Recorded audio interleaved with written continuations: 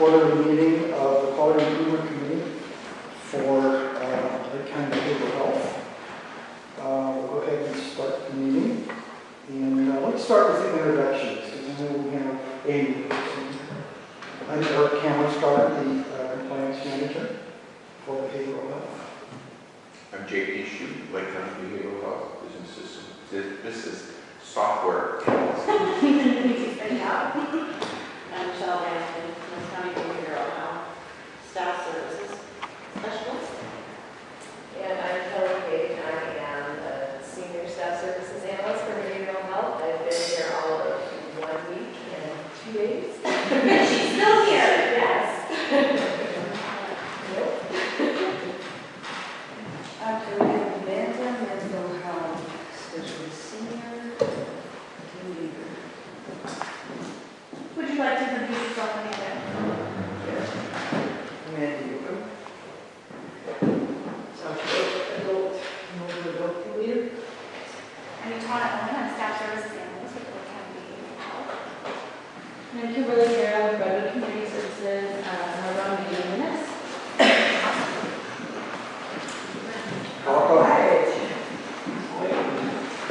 Go here, Betsy. Tommy, do you want to? Yeah. So, we always like to do a check-in activity, lighten it a little bit. So we're going to ask everyone to share their favorite Easter tradition with us. And I guess I'll go first since I'm talking. I think my favorite Easter tradition is eating ham. So, I always make a big ham. So that's my favorite Easter tradition. My favorite Easter tradition, well, we have a big family, so my grandma would have to color code Easter eggs for all of us, and so every year, and I will still hunt for Easter eggs if somebody would hide them for me, but every year we would go over to my grandma's and all the grandkids, even when we were up to adults, would hunt for eggs until the very youngest, when they finally grow up, and so I was pink. Everybody was mad about it. All the girls were mad about that.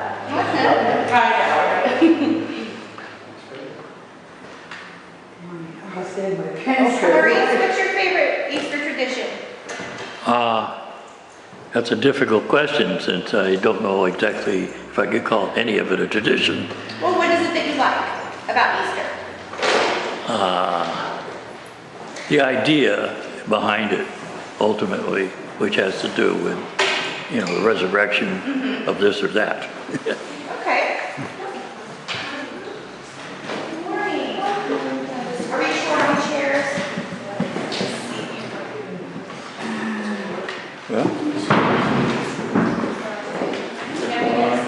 Oh, please, come on. now they have two, okay.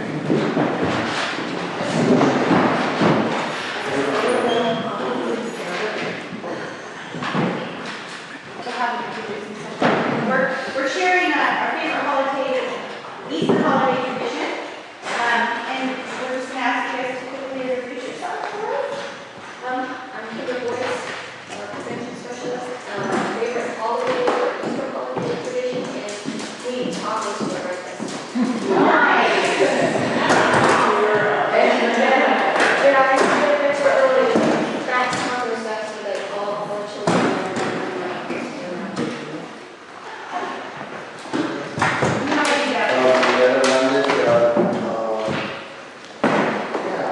Prevention specialist as well.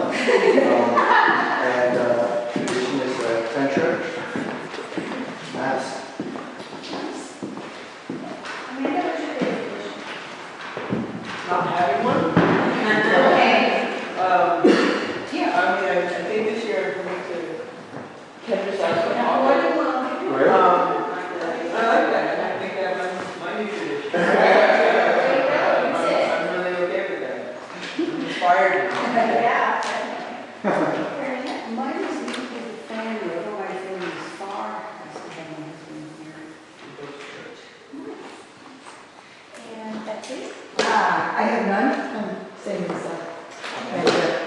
Every day is a new day. Are you going to Kendra's house? For Buddhists, every day is Christmas. There you go. So, we live in Manhattan.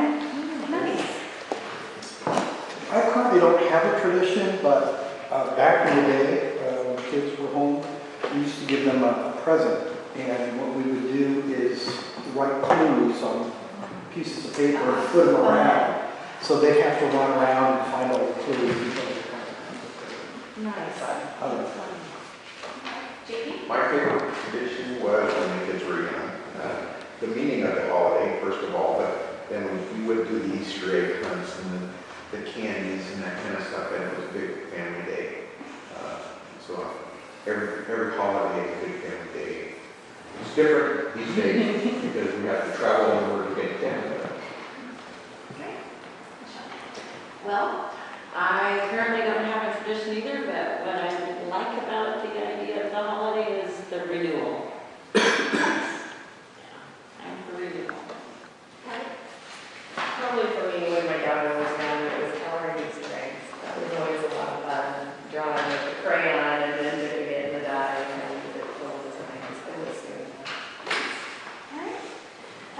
So attached to the agenda, we have the minutes from December's meeting. Anyone that was present, if I missed something or something's not correct, now's the time to say.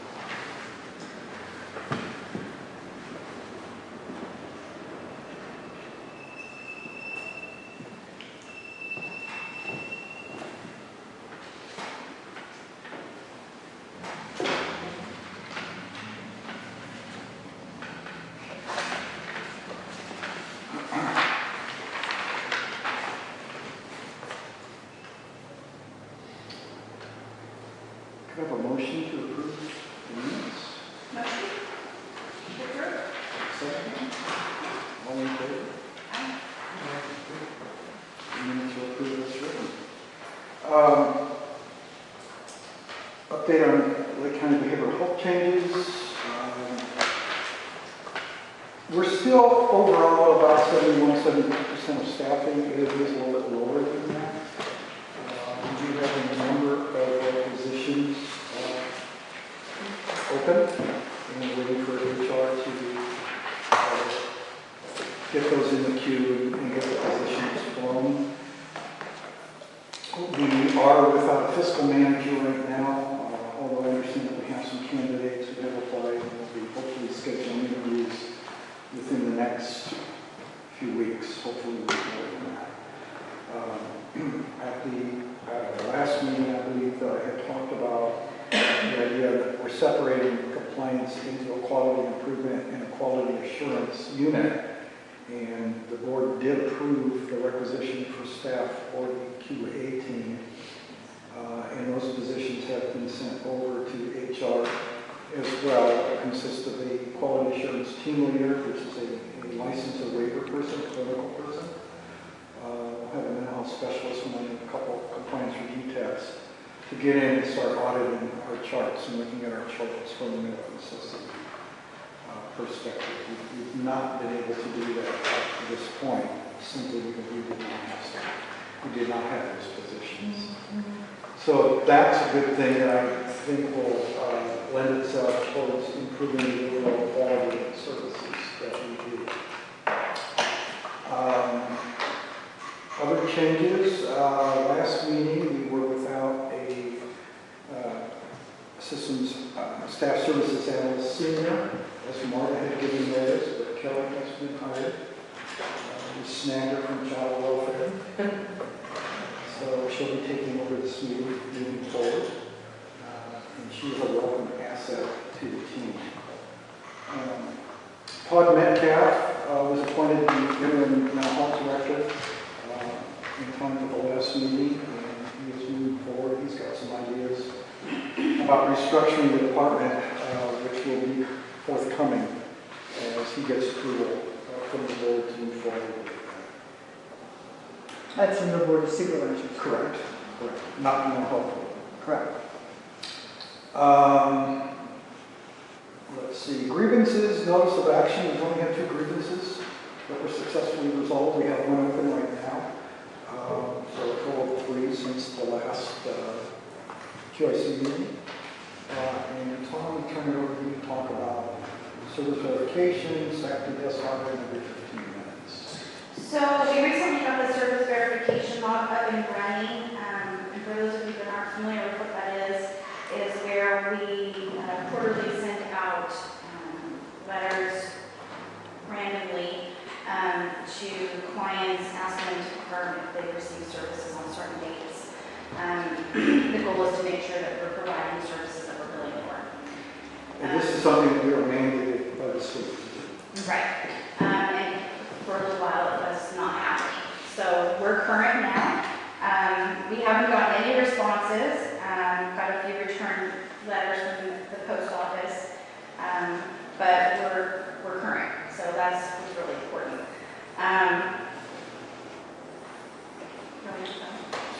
SAFTI. Right now we're in the middle of a desk audit for our SAFTI grant, which I believe stands for Substance Abuse Program Treatment, something or other. That's due the 4th of April. It's about 75 questions that we have to provide copies of policies and procedures, proof that we're implementing certain things that is required by the SAFTI. So we're in the middle of that right now. Hopefully we will have that done within the next week. And then we are also in the middle of every 15 minutes. If anyone's not familiar with what that is, we go in with AOD into the local high schools, and a mock crash is presented, and people fake die. It's basically trying to teach against drug driving. And that is set to happen in Kelseyville High School next Wednesday, the 29th. And then at Clear Lake High School in Lakeport, I believe it's April 27th. So we had a meeting about that last week, and everything is on board. So it should be a good experience for everybody. This is a program that's been very successful and has a lot of impact, especially on students and families that have experienced some sort of trauma. So we make our clinicians available, asking them to help out. They actually do a full simulation Yeah. of these individuals being killed and injured and threatened to taken to the hospital. And they actually take them to those places. Literally take them to the Yeah, hospital. there's Real one- simulation.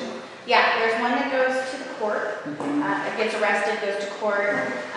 There's one that gets airlifted in a helicopter, one that's taken in an ambulance, and then one that dies and goes To the to mortuary. the mortuary, I do believe. Well, to the And- morgue first, Right, probably. right. and then Yeah. mortuary. And then every 15 minutes, hence the name, the Grim River goes and pulls students out of class. They are not to contact anyone after that, they take their cell phone. They can't even speak with their parents. So it's really a very impacting event. And we do have, we will have a couple counselors, mental health counselors, for the next day when we do the eulogy services. Yeah, it's really a hard one. Yeah. You can't get any tougher than this. Yeah, so it's a really good program. It's been around for a while. Been around for a Very while. successful. And we're ready to move forward with it and make it the best it can be. I want to talk a little bit about the safety desk review. This is something new that the state's reviewing. Typically, we would come out annually and do an on-site audit of our services. But in the interest of short staffing at the state level, they are asking for documentation. of services provided, policies and procedures, the things that they would normally look for on site, be sent to them, and they're reviewing it in their office. Any questions about any of that? What is statute, please? What is SAFE? Substance Abuse Prevention and Treatment. Department of something? It's the Department of Healthcare Services that implements it. DHC. DHCS. Thank you. Do they do a exit interview type of deal when all is done? On site interviews, they do. We have not had this review until now, so It's our first I don't know how they will communicate their findings to us. Probably via email, I would imagine. Do they have a list of criteria for their review of your, for your audit process? Oh, They yes. specify what they will be looking Yes. for? Yes. So that is a measure of whether we do or do not. Correct. And, Wow. right, and they're wanting us to provide proof that we provide, stay within, All the regulations, Regulations. they want to make sure that services that are billed are supported by documentation in the record. The usual kind of things that they would look for in the site audit. Sure. so, But they would be interviewing during the site audit. They would. and they're not at Right. this That's, time. I mean, I understand a lot of these agencies do this, but they also then interview the person who's Right, responsible for right. the task. Well, this should be interesting then. That's what a lot of the analyses are based upon, is Right. the interview. Right. And so you're not, that's not the present, you have to rely on the documentation being excellent. And given that this is our first one, we don't know just how they will proceed. Got But it. you're right. Yeah. Other questions? Okay, revisiting the performance improvement projects.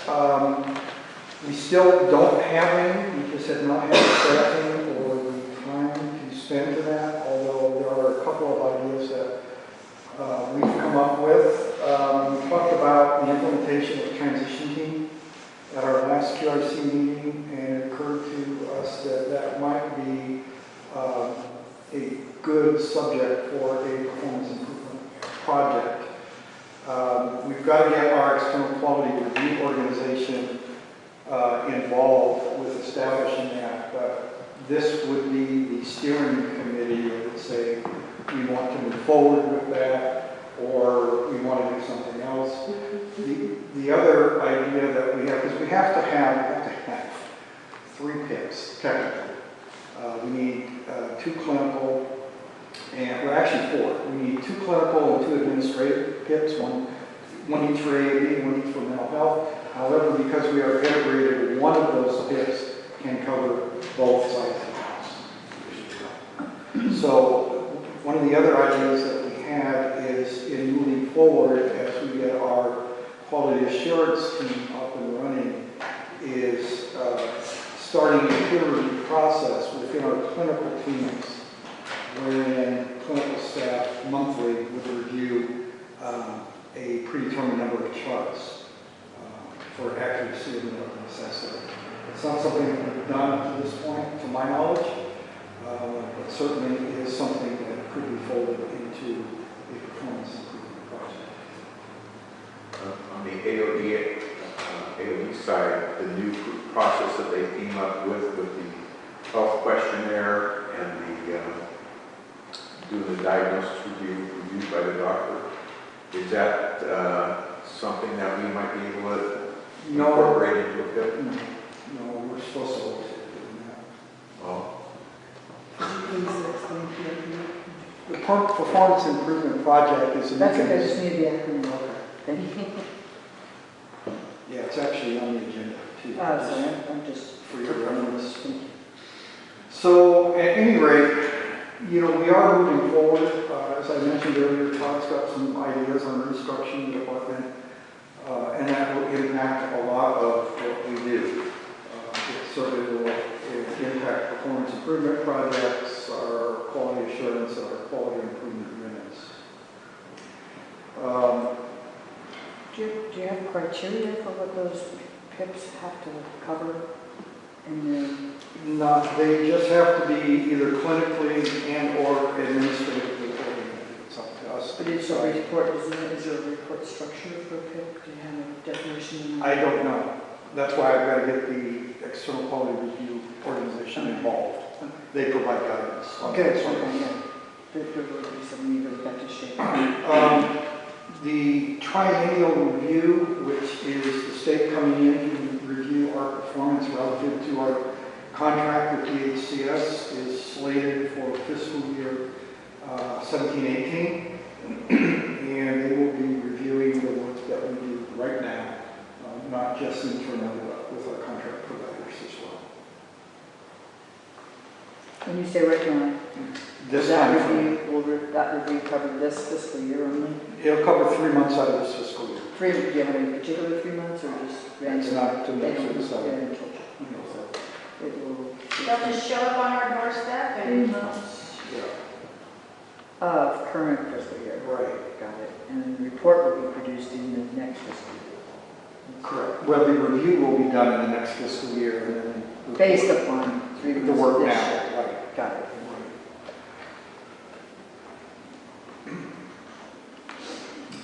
So other than those things, we're having to clean up a lot of stuff fiscally, primarily from past years, and we're doing that. We're making sure that all of our contracts are up to date. Tom, do you have anything else that would be pertinent?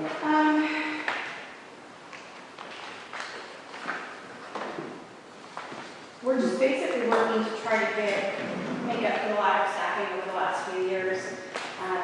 It's a big catch-up game. And as staff is starting and being integrated into the department, we're getting more and more done. A lot of compliance issues prior to Eric's start that are getting resolved. We are current on all of our reporting to the state that's mandated. And I think we're doing pretty good. So it's a little difficult because many of the staff are new. And a lot of those that have the previous knowledge that was needed are no longer with us. So we're happy to learn on our own. And I think we're doing pretty good considering. One of the areas that we're shaking up, I should say, is in the area of treatment authorizations that we get from the hospital post-discharge. I'm reviewing all those, and I've been denying some because medical necessity was not documented in the chart adequately. Yay. So that has caused some concern on the part of the hospitals. Yay. And I have been going around to some of the hospitals to educate the doctor, you can imagine, on how to document medical necessity. I have seen in a couple of instances some improvement in their substantiation of the need for a person to be in the hospital. So those are some of the things behind the scenes that we're doing. I think I've actually come up to RCS a time or two. I've been out to Lake County Office of Education, a couple of our local contract providers, to have the same discussion and to share with them a document that we got from DHCS entitled Reasons for Recruitment. And those are the things that DHCS will be looking for, recruitment, when they take money back. Those are things that they will be looking for, and if any of that is missing, they will deny services. So that applies not only to the work we do, but to the work that our contract providers, our hospitals, whoever we do business with, or who provide services on our behalf, are held accountable to.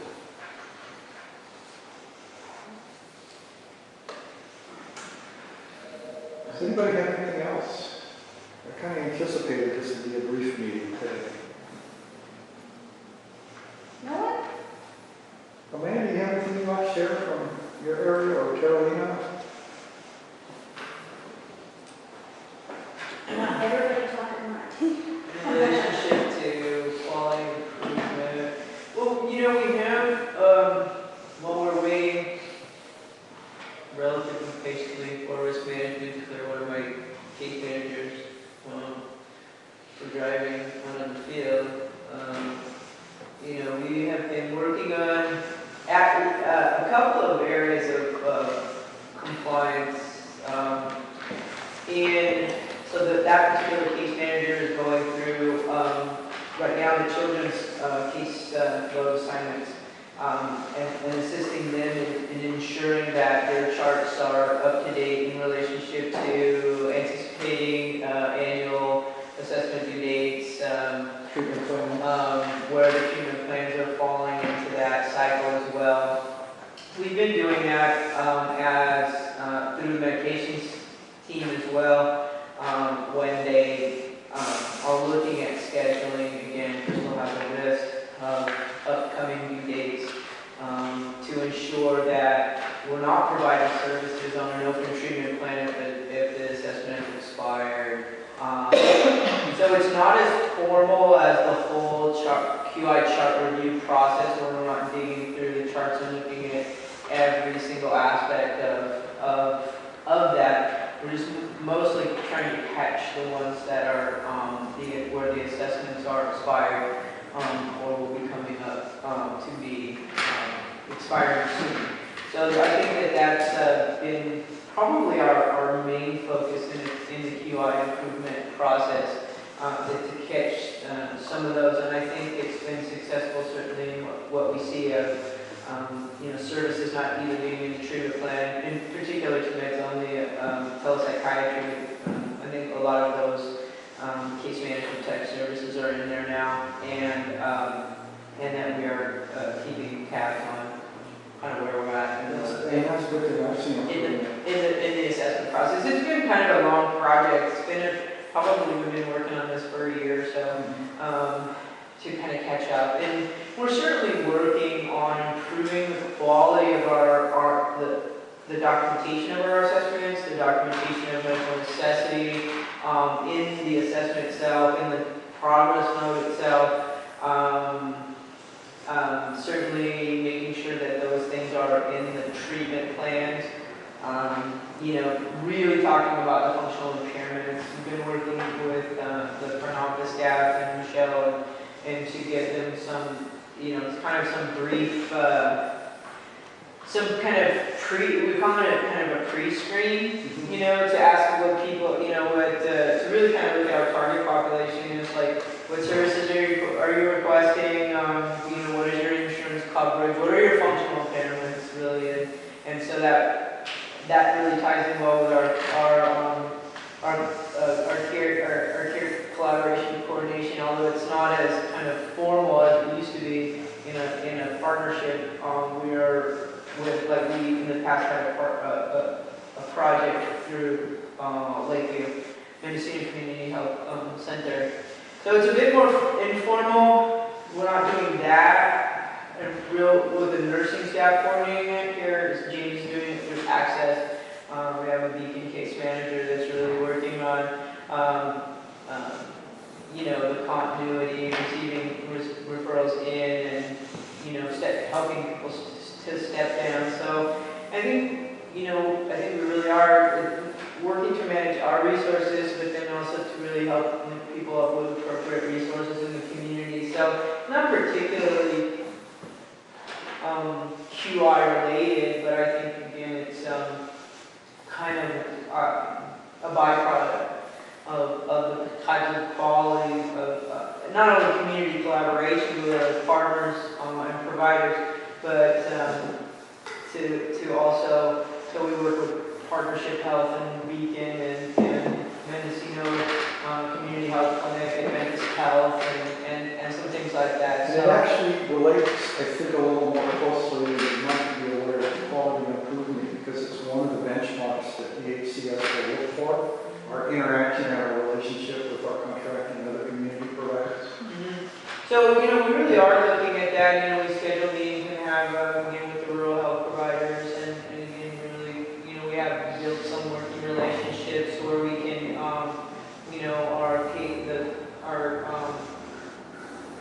essentially our care coordinated case manager has, access to, once we do a monthly call with Mendocino Community Health Clinic and talk about mutual clients and those types of things, but then we also, are able to pick up the phone and actually have some direct contact with a few other providers at Adventist and Clear Lake. So, I think for the continuity of care, stepping people down, bridging medication services, those I think it's been very helpful, certainly to create a more specific process rather than just say, okay, go see your primary care doctor now, you're good, and have them call us if we have any questions. It doesn't really happen, so it's a much more concerted, collaborative effort, so. That's great. Well, I think first what you can is say we are working as a team to try to improve the quality and medical necessity in the way that we have in our charge, document in our charge. Also collaboration with Department of Social Service and the co-works program. And we have also done the training with the LSAM, which is a new tool that's with the AODS side of the house that they're studying and with other providers in the community that provide services for AOD. So we are evaluating the possibility to adopt this new program in our county as a way that we have a common language in every agency that works with Isn't that something that comes from SAMHSA? Yes, yes. Okay, thank you. There was a large training that was held a couple of weeks ago, where it was behavioral health staff, but there was also staff from various contractors, hospitals. Yeah, we have from, what is it? Mostly it was Hilltop, mostly it was behavioral health and Hilltop. I don't think that there There was, are too many other folks in I know there was one person from Big Valley Ranch. Canvas from Travel Canada.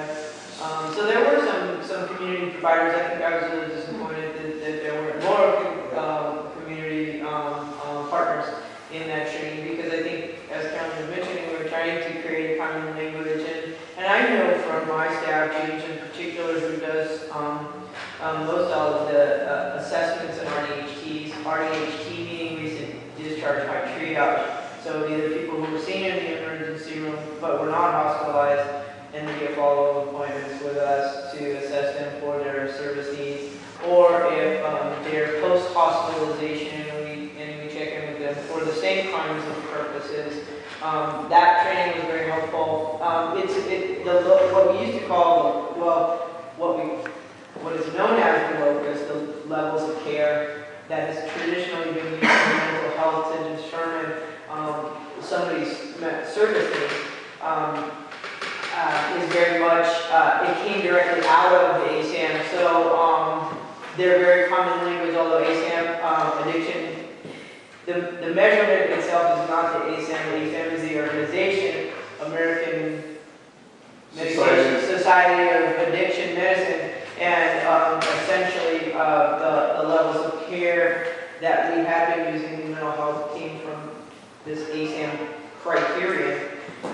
And so again, it's a common language, and we're also looking at it to inform our level of care decisions for mental health treatment as well, which very much takes into consideration the substance use and the physical health conditions. Again, really kind of integrated care, integrated meaning mental health, AOD, and primary care. And that's a direction that the state is mandating the mental health plans across California.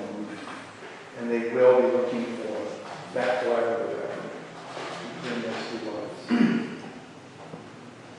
Thank you. Anybody else have anything? Yes. What do you have, Betsy? Hi. My name is Betsy Cohen.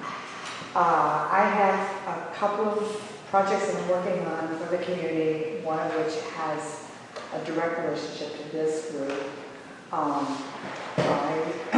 For many years, I started coming to the stakeholder groups because I work with Janet Taylor.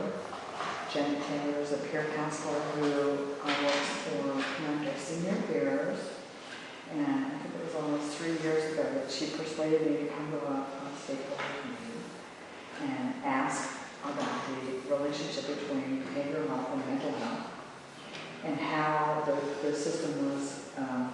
functioning in terms of the clients that they were getting referrals for.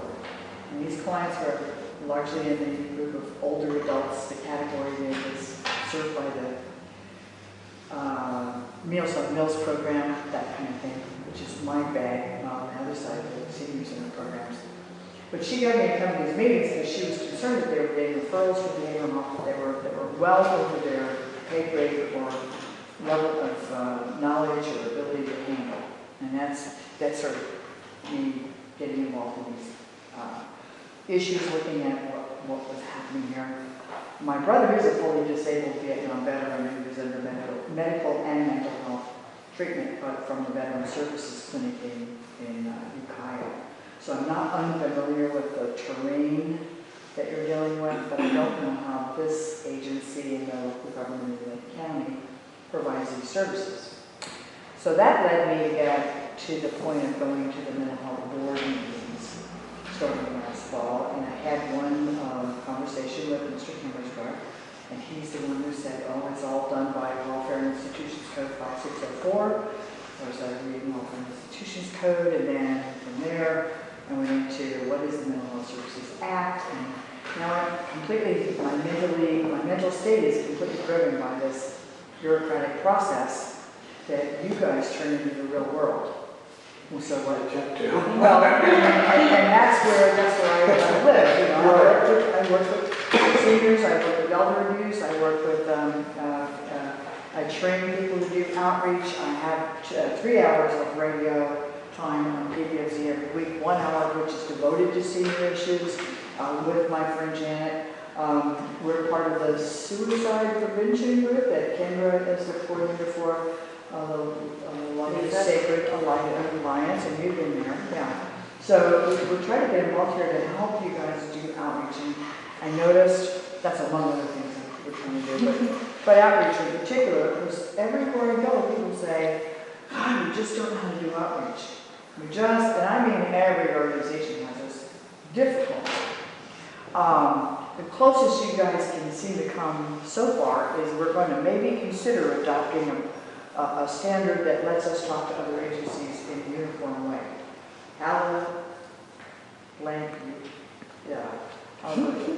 So, yeah. So this is crucial. And what I see after 16 years of doing this is all the agencies are completely separate. And I've watched over the years, certainly through Adventist hospitals, the auspices are clearly collaborative in all of their investment in clinical services here. They've recently hired some psychiatric personnel, as I understand it, so they're really dedicated to this. What I'm trying to do, with everybody's help, is learn how it is that you have to function, like you have to do. Amanda, I definitely want to come and see you, because we're trying to get services for some of those clients and figure out how to help that population. I'm trying to help the population of volunteers that keep the senior service alive, who themselves, their mental health program is volunteering at the senior center, that's my mental health program. Right? So prior to this meeting, Maurice asked me, what SMI means. He had a question about SMI. Sure. SMI. So let's suppose there is a continuum of mental health conditions that includes not only one's given diagnosis, but their ability to function. We're mandated by regulation to serve those that have severe mental illness. Those are the people that carry a diagnosis of things, any of the psychotic disorders, they're hearing voices, they're seeing things, they have false beliefs that we call delusions, they're not able to function at home or in the community, and they have several hospitalizations, and they need a whole lot of support. So that is primarily the population that behavioral health itself serves. Now, on that continuum from severe goes to moderate and mild, or mild and moderate. And those are people that may carry a lesser diagnosis, but still have some ability to function either at home or in the community. This might be somebody who maybe has had a low-grade depression for a number of years and just wants to see a counselor. Or these are people who may have medication, but it can be provided or managed by their primary care physician. So Amanda supervises the access team as well, and we'll talk to anybody. They can call us up, and we will schedule an appointment to sort out where on that continuum they fit. And we will either schedule them for assessment with us because they are more severe in their disability, or we'll refer to, Amanda has talked about Beacon, which is part of Partnership Health, which is the one of the Medi-Cal managed care plans, and it's the one that serves this region. And then they contract with individual providers within the community to provide, I suppose, Amanda, correct me if I'm wrong, with management or individual therapy. Yeah, and I think one of the things about, to kind of, a couple of points in relationship to what you're saying is that some of the, so Beacon is the managed care provider for Medi-Cal. So often what we see with people who are older adults have Medi-Med. So they Medi-Cal and Medicare. Right. So you said Medi, I Yeah. never met you before. Yeah. So that's kind of how we shorten it. Medi-Cal and Medicare, so they're just Medi-Med, but again, Medi-Med. So, some of our, there was things written into the Mental Health Services Act that really acknowledges the older adults' unique needs, depression, isolation, suicidality, suicidal ideations, those things. A lot of what we see in the Meals on Wheels, and the benefit of actually going out. So we do fund some senior peer counseling. We have a collaborative relationship with them, and they'll be getting a new staff person soon. You're referring to Canocto Senior Peers? Yeah. So, Francois will be going and doing some work with them over there, and so Francois is my current supervisor. So we have a good working relationship. So again, I've heard that said before that part of the problem with Canocto Senior Peer Counseling is that they are ill-equipped to deal with the severity of the nature of the population. And part of the challenge that we have is I have no therapist, so I have very little staff in that older adult program. So we're just trying to keep it together until we can get some staff. And then this is again where our collaborative partners, our relationship with them come in. So I think that I think I'm hopeful that things will improve with Francois being there and his plan to be able to increase the volunteer capacity, and then for him to provide the supervision to the staff who deal with these things. Because when we aren't able to serve, as Eric was saying, in the special program for older adults, the more mild to moderate, we can only really serve the higher end. There's a huge gap. We see it in regular adult services. Right. We see it in older adult services.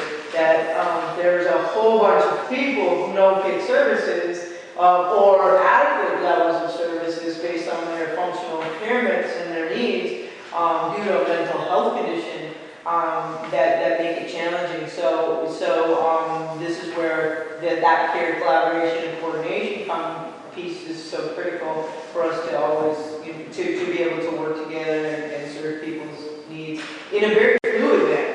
The idea really is that we want to help people increase their ability to function while we decrease their symptomology through, again, medication, counseling, visiting to reduce hopelessness and isolation. So, I think that's part of the frustration for us as service providers, that there's a whole bunch of people that have needs, and we have a very limited capacity to actually, really get out there Which results in feelings of inadequacy. Well, and my role in this for many years has been to find a way to articulate those needs so that I can recruit people to help you define the services that would fit them, because they don't fit into these boxes that you guys have. They really are unique situations, and then you compound that with the impacts of frailty and sometimes the just physical decline on top. There are many, many factors. Social isolation has a unique identity of its own for these individuals. And then the people that are actually trying to provide the services to them directly, again, those are the senior center folks, they are whipped. Okay, we don't have enough help for them to be able to physically endure the process of providing that meal, and that is your touch point. And so I'm working with all of you guys to try to help bring that to a different level. Which is a good thing. And a couple of points relative to what we both are saying. That's part of the reason that the HCS is moving towards integrating mental health, drug and alcohol in primary care. Because we recognize the need to people as a person. And I like to use the analogy that we're not riding on a jet ski here, we're on an aircraft carrier which has a 10-mile radius in its turn. So it takes some time. Well, I get that. We can only do what we can do. I understand. You know, people were dying before, people will die after. The other big challenge that I see with the older population is, Amanda mentioned, their behavior needs to be tied to a mental health condition for us to be able to work with them. And as people are getting older, we're seeing more and more dementia or dementia-like symptoms, and that's classified as a medical condition. So we really, and it's not a population we necessarily treat. No, that's what I'm saying. The idea of what this need is has to be articulated. There's nothing you guys provide now that will address this. No, there's not. There is not. And I don't know that there's anything really out there Right. There is. right now, certainly not in this county. Right. I mean, there are those memory programs, there are dementia programs. I know one in Oregon that's pretty good, but that's a little hard for family. Well, and we have the condition of the workforce, which is frankly extremely illiterate, not well self-directed. The workforce itself is dependent almost on the relationship with this volunteer process to identify their own needs. It's a very poverty-stricken process, and it's really the people I have spent a lot of time with in the last 12 years trying to work on this is the area agency on aging, and to zero avail. Okay, so I understand your frustration. Believe me. Other comments, questions from folks here? This is my first QIC meeting, so I also am not necessarily sure if I'm speaking to the right focus or anything, but as far as Redwood Community Services and Behavioral Health Services, I've sort of stepped out of that role, but as being a partner through the Harbor, as sort of another wellness center, and we're doing a lot right now to try to increase resiliency with our HA youth. So we're trying to provide some Maritime, which is kind of like a youth NA service, so we're trying to bring that in right now, so it's going to be brand new this month. We're trying to do some, we've been implementing anger management, trying to increase sort of the media piece, how we can bring that and make it more appealing to youth when they're referred for probation in particular, but it's open to anybody as well. So, and we're trying to increase our outreach by physically going out into the community and seeking people and talking to them, letting them know about what we're doing. We have membership forms with us. We're offering transportation back to the center, and of course bus passes back to wherever they need to go. Trying to, give them access to emergency food bags, food supplies. We have free dinners weekly, clothing closets, hygiene closets. So just really trying to increase youth access to the resources that are available, and then also connecting them to our local partners. And then also we hired a bilingual staff, which we are extremely excited about. And since then, we've increased our Spanish-speaking members significantly just in the few months that we've had her. She's been translating our membership forms, and so there's just a lot of work out there trying to reach some of those underserved population and physically going out there and getting some of our programs and stuff known by our community members. And so I was thinking more on the AODS portion as well, any of your youth or families that are affected by drug or alcohol use, that the Narrative is something that we're offering at the Harbor as well. So pretty excited. We've been focusing a lot on like self-injury awareness month and gender equality month, which is all here in March, and using our youth board to try to reach out to some of our local youth and get them involved in the community. And we also have all of our staff at the harbor is coached in, or our coaches for Student Reach, which I'm not sure if many of you are familiar with. We're going out to the schools. It's a 6 to 12 week, I think, program focused around wellness. And so they have like different subjects each week, and they go into the different schools around the county. So right now it's been in Courthouse, and they're starting to branch out into the other schools. And then our staff is also trained, or has received training in some wellness RX stuff too. So we're really just trying to bring back some of those wellness components and get back to really what the focus and the intent of what the resource center was. Yeah. What's the name again, your name? It's narrative. Narrative? You have Chrissy there too? Yes, that's who our new bilingual youth development specialist is. And she's Native American, I think. No? Not as far as I'm aware, although we have Jessica Brown, who is Maybe that's it. and I think she might have attended one of the Lisa groups as well, but then so did Chrissy. So I mean, it's hard to say. It's hard to say. Can you remember which one from the harbor that was the lady that just, because she had been written in the trilogy stuff. This is what. Oh no, then you're thinking Jessica Brown, I'm guessing. Okay. Well, Chrissy's been the one that's gonna, that I have on the list. But then, I don't have Jessica, so Jessica. Maybe you want to Jessica. refer yeah, new, yeah, she okay. just come here and she had this familiarity with this, with the trilogy software. Oh, yes, probably, because, yes. And of course, I'm a big proponent of that, so we can get more than just the behavioral health sector onto the trilogy system here for the county, the network of care.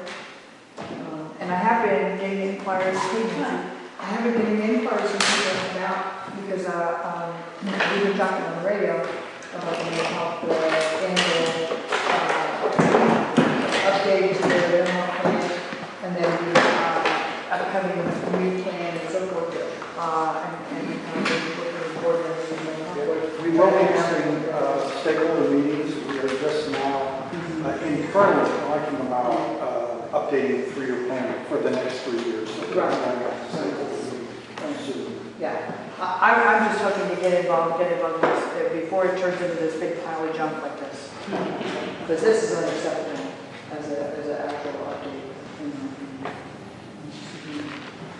And we can make it doable. I mean, it's a document. It should be a working document. It is a working document. But it's not viewable as a working document to the reader. That's all I'm saying. So we have somebody else who joined us. Nancy. I'm Nancy Rosika, and I, many years ago, started on the alcohol advisory board Oh, okay, for a number of great, years, great. and then I became, the alcohol and mental health advisory board. Okay, great. So I have an interest. I think our jail wouldn't be so crowded if we had less mental health and less drug problems in Lake County. I agree. Put people to work productively. So Nancy, do you currently serve on the behavioral health board? No, I don't, because Please do. no, because I came to quite a few meetings and I decided I'm getting too old to serve on boards that don't get anything done. And so that's why I'm sorry I was in another meeting that was important. It's okay. So I'm late getting here, but I'm really interested in the planning, and I've been very concerned about our high rate of suicide among young people. And we have Kendra, perhaps you can talk a little bit about the TPR program that we're involved with that addresses the suicidality of particular area of folks. I'll just start out by saying that I'm very disturbed when there were like 3 in 1 month and young people came to me. Yeah. And I went to the board of supervisors, and the chairman of the board at the time told me I should serve on the board, that we didn't have one billboard in Lake County, and I see this in other areas. I travel around the country a lot as the nature of our business. And I see bulletin boards, big billboards, and all they say, contemplating suicide, call this number. And I think we do have a hotline, but no one knows about it. And we have a warm line, and people complain doesn't work. And we have other, kind of. Let's take care of those system. simple little things. Exactly. You know, this is all nice to send to the state, but let's make sure I have a No, doable tell me. document. And that's why I decided to take time since I appreciate that too, because I'm looking at that and going, Thank that's you. not happening. Go ahead, I'm sorry to interrupt, but that's my big, No, big thing. because I'm still fairly new in what I'm doing, I am currently, taking a course with QPR training myself, to train to go out and into the community. We have had several trainings for QPR and ASIS, there are others who are, currently trained in that area.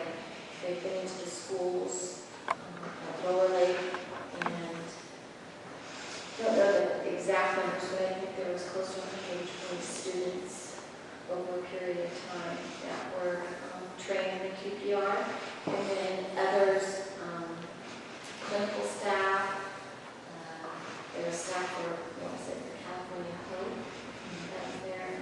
Well, Stephanie, so QPR is question, persuade, Refer. and refer. So it's a relatively short training, can be done in an hour. Stephanie's gone up to the,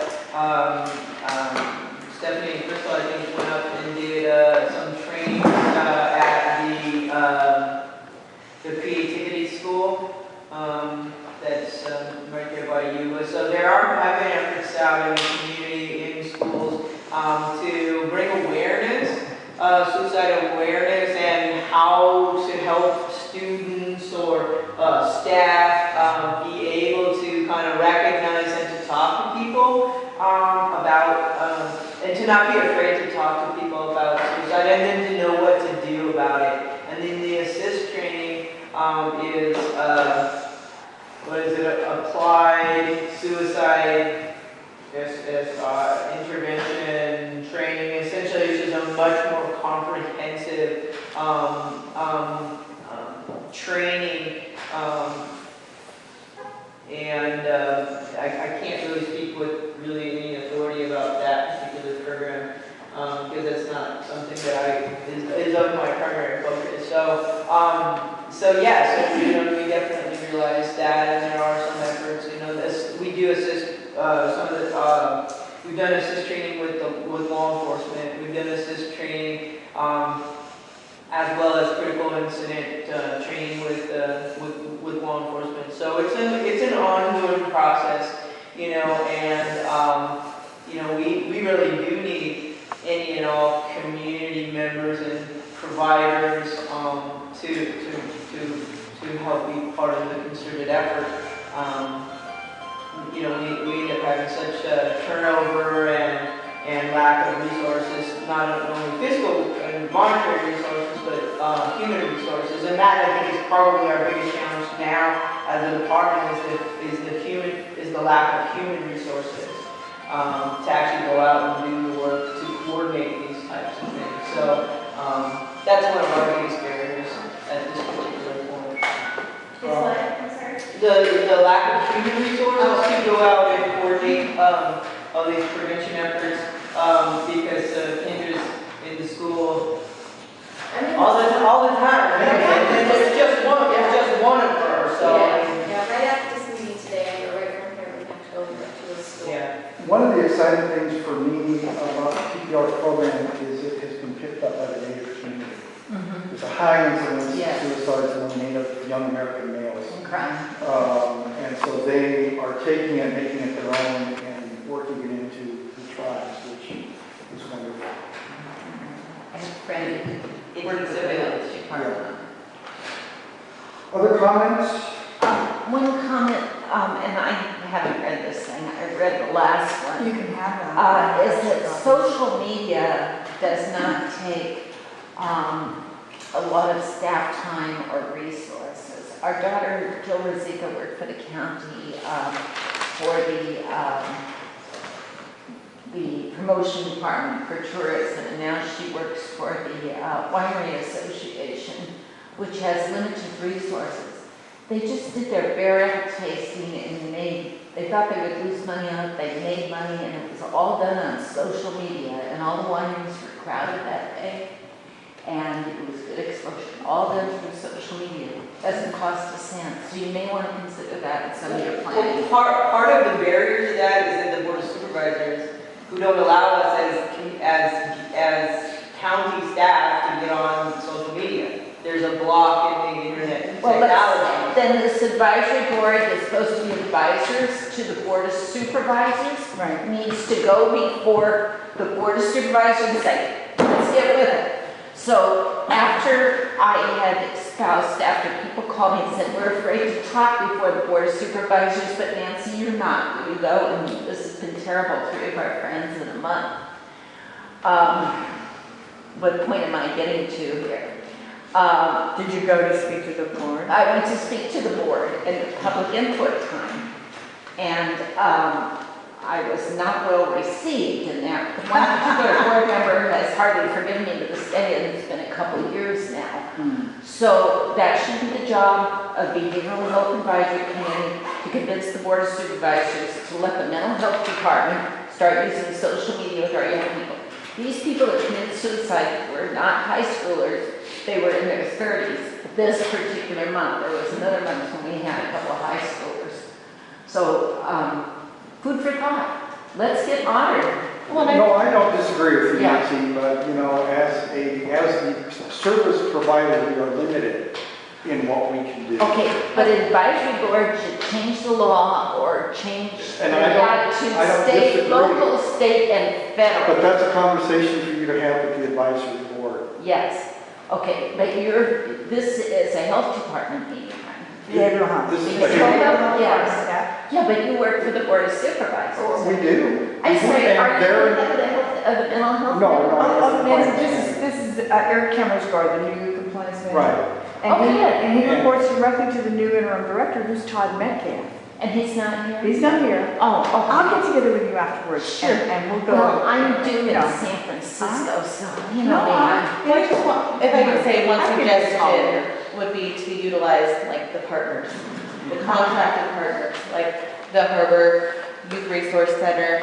That would be okay, maybe county employees can't utilize the social I know media, this is a- but reaching out to the wellness centers, our hubs, our schools, who all have social media sites. So the Harbor, we have social media.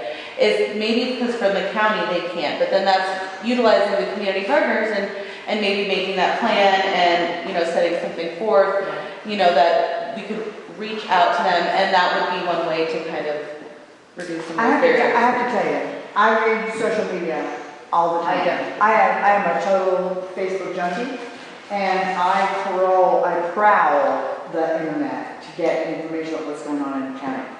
There are like 7 or 8 different forums in Hidden Valley Lake. There's 5 or 6 up on Cobb. There's a whole bunch of lists, lake lists, and community awareness, and scanner news. And, I mean, I get all kinds of stuff. And on a couple of occasions, I have spotted things on Facebook, screenshot of them, sent them to the behavioral health department, and go, yo, check this out. These people are having a really hard time.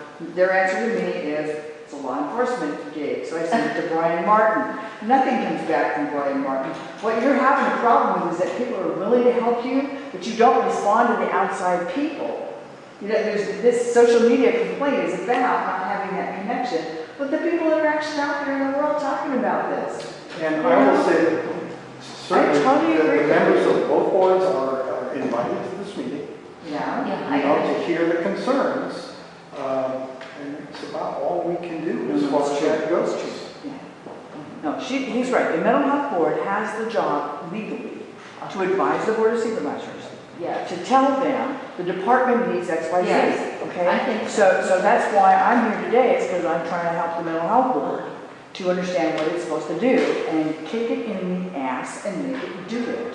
But it's really hard. The board of supervisors does not want to hear any of this stuff.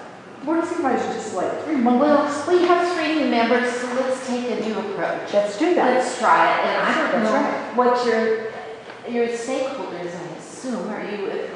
She's with RCS. Yes. She was at Harvard. And then there's, Yeah. You've met before. Probably. And these folks are all from. And who are you? We're all with behavioral health. You're with behavioral health now. Okay, These are great. staff. Yeah. Great. These are the guys that have to deal Okay, well, with this I stuff. know. Yeah. What's sitting right down there, and I know she's a goer, so There you let's, go. that's work to Yeah.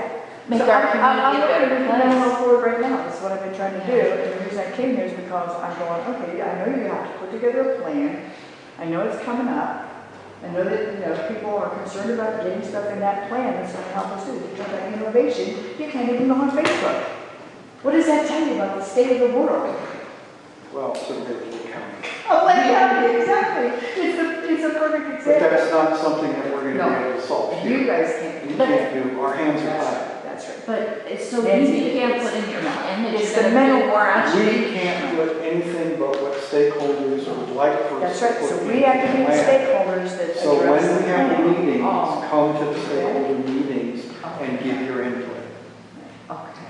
This is Everything how- that's in that plan are things that stakeholders said, this is how we want this money to be spent. Okay, and stakeholders of mental health board. No, It's stakeholders, anybody people in the like us. community. Oh, okay. We are the I thought that's why stakeholders. we're here today, to add to the plan. We are the stakeholders. These guys are not doing this plan. Well, There's a 30-day posting for this Yes. particular plan, and the hearing date is on the front of the. Oh, that's not what we're here for today. No, Right. no. this is a Oh, quality. because I keep getting This these is alerts, which are good on my cell phone, that's how you get my attention. Tell you what, Nancy, I'll email you the information. Okay. I'll get you the, I'll get your concerns introduced into this. So the plan itself is only 19 pages. If you do all the attachments, you get a big book. But the plan itself is only 19 pages. Yeah, so it's the not last so page daunting. is a list of the appendices, and it's, like, okay. It's all stuff we have to have. I know, and believe me, I get And then it has to be posted on. I get junky to deal with, I really do get it. Yeah. I'm trying to identify very simply for the listeners on the radio station and the people that I work with, that the process is open to influence by stakeholders who do this very same thing. We go to these people and go, hey, why can't you do something? I would love to have more community people here. That's right. And in all of our meetings. Because historically, as someone who participated in the original stakeholder planning process, holding stakeholder meetings, attending stakeholder meetings, inevitably we had very, very little community participation. Right. And just as even though this is a quality improvement meeting, and I don't know who all is invited, because I attend periodically, ultimately we end up with 75–80% of behavioral health staff or partners and no real community input. So you get 5 people saying, oh, I want this, and this is what the community needs, and we move forward with that, but then inevitably, we're not representing the whole community because the whole community is not particularly involved. And then, another challenge that we have as the behavioral health department, again, is the lack of human resources to actually go out and do the implementation of all of the wonderful things that we're all trying to do, whether that's coordinate with other partners, advocate, engage in social media campaigns, print campaigns, all kinds of different things. So, yes, please bring as many people as you can to the stakeholder meeting, because that's the only way real significant input that could lead to change and evolution of our community is really going to happen. Well, and I agree with you at the same time, it's not enough, I can get people to go to meetings, but they don't know what they're there for. Yeah. They don't understand the process they're in the middle of. There's no preliminary orientation for them, other than, guess what? Channel Clear Lake Video. I can get people to watch this video and listen to you explain this, and then they will have a better comprehension. That's what we're trying to do. We're trying to educate the public that you need to have for this meeting. And I understand exactly how hard that is. Okay? Yeah, I've been pushing the rock up the hill for a long time. Over and over. Yeah, but 10 to 12 today, people are doing other things. They're I'm working. The people that we need to give us, so maybe social media is a way to have input and to say. Well, we are starting to have that impact, whether the Department of Behavioral Health does it or not. Okay? Don't worry, it's happening. social media will take over But then- whether they want it or not. It will, and it's really, it's a community effort. It is. If you can do the It's things happening. that we can't do. That's right, that's If I right. can't, here's the thing, we gotta change it so you can do it. I'm a can-do person, and that's why I pay my taxpayer dollars. I know. You're the choir here. Okay? Well, tell us what to do as Yeah, three tell me. people, not payroll, and we'll do it. Talk to Jim I know, I Steele. haven't seen you in a long time, but I do. Talk to Jim Steele. He's the supervisor's representative to the mental health board, okay? And he is the person who is supposed to go back to the board and say, you know, we need to get and work on this. They do nothing. They get appointed to these boards and commissions, they do nothing.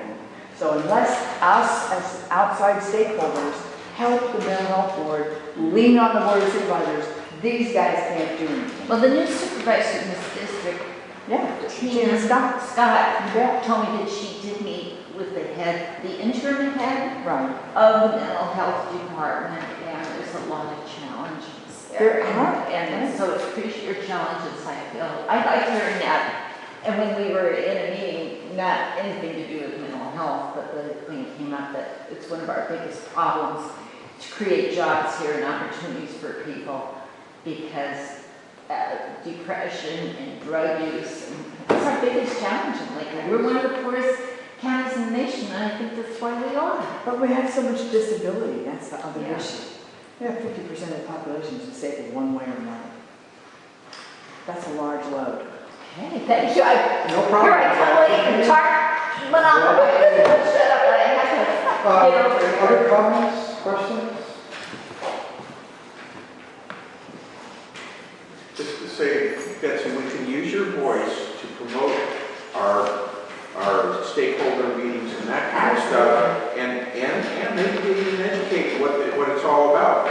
Because our stakeholder attendance has been dwindling. As you see, Lake County Behavioral Health is well represented But here. this is a very common experience for me. I may be the only person in the room that isn't part of staff. I mean, and I go, but Nancy can't go, yeah. But I've been doing this for 12, some 13 solid years. And the same thing is trying to, how can I help you guys get what you need from the board of supervisors? Or from the state or from the federal. Yeah. Shake No, Shake here's the it. problem, you know what, I've been actually working on, people have been asking me to join that board. There are two reasons, well, there's one reason really why I can't, which is that until I can get the information out on the table, I can't go on the board because it's a violation of law, I have to talk to more than one board member. I have to be able to interrogate these people, figure out what they know, what do they need to be trained to understand about what the board does, because they get to know. Did they share that what about they need. Yes, they do. Really? If I I'm know around, I know they they're do. supposed to. Yes. If I'm around, you look at the big hole. That's That's all I can tell you. Good. But we do appreciate your voice. Well, and I Continue really that. do want to help you guys, because this is our family, okay? It is our family that we're helping. Other comments, other questions? Well, I'd like to thank you all for coming. See you again. Thank you. Thanks, Donna.